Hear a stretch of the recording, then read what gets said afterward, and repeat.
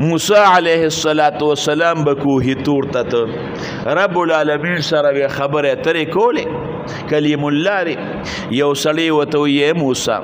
الله ته خو ما یاد کړه چې په ما باندې کوم تکلیف اوس راځي په مستقبل کې چې رب العالمین مې د هغې نه خبروي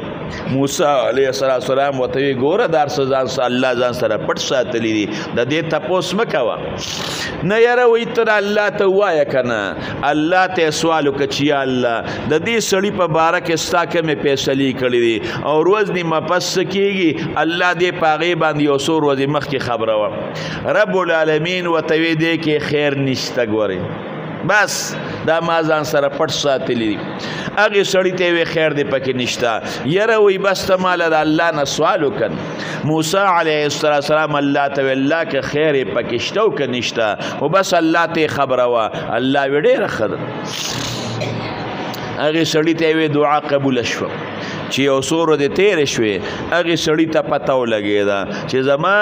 غلام مې مري غلام مري بس هغه غلام یې بوته او په بازار کې خرڅ موسی علیه السلام ته وی چې تا خو راته وی خیر پکې نشته دا د کوس ما ته پته نه وه او غلام مې مړ شوی وی بلا تاوان به مې شو د مخکې نه الله خبر کم غلام مې خرڅ کړه تاوان نه بچ شو سروه د پس ورته پته ولګېده زما اس مري بس هغه سم لاړ بازار کې خرڅ کړ پیسې پې نغدې کړې موسی علیه السلام ته یې وی چې ګوره تا خو راته ووي چې په دې کې خیر نشته دا که ما ته پته نه وي نن به اس مړ شو بلا تاوان به مې شو بله به غلام مړ شو بلا تاوان به مې شو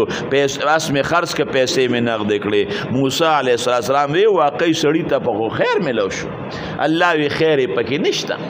دا چې څو ورځې پس تېرې شوې که نه لکې ورته الله ورواچوله چې پلانکي وخت به ته مرې دغه چوټ ټټنګ پې ولګېد موسی علیه السلام لراغې شابه الله ته سوال وکړو زنم او زمرمه نو که دا پته ورته نه لګېده ناګهانه به مرګ راغلی وې بس اړو مړ شوی به خبره به ختمه شوې وه دغه وخت کې په کټ کې اوس پرې وتړې خوړم اخر کې موسی علیه السلام لراغې د الله رسوله زمرمه ما ته پته ولګېده الله نه راله سوال وکړه موسی علیه السلام الله ته وی الله هغه سړی مري الله ورته بلکل مري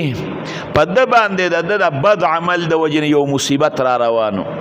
زمونږ پې رحم راغی هغه مصیبت ورله موږ په اس باندې راوغورځو هغه اس د خرڅ کنو هغه مصیبت هم داسې پاتې شو هغه خو په سر پروت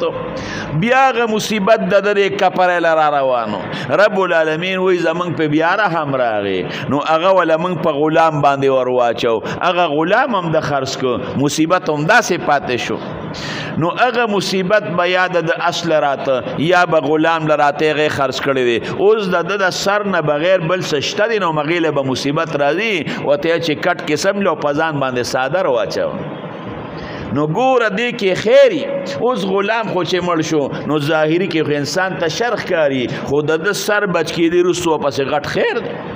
دغه رنګه چې اس مړ شو نو په ظاهر کې خو ده ته شر ښکاري خو وروسته ورپسې غټ سره غټ ورپسې خیري نو بعضې وخت کې یو تکلیف به در باندې راشي خو هغې پسې وروسته غټ غټ سي دا خیرونه وي ورپکې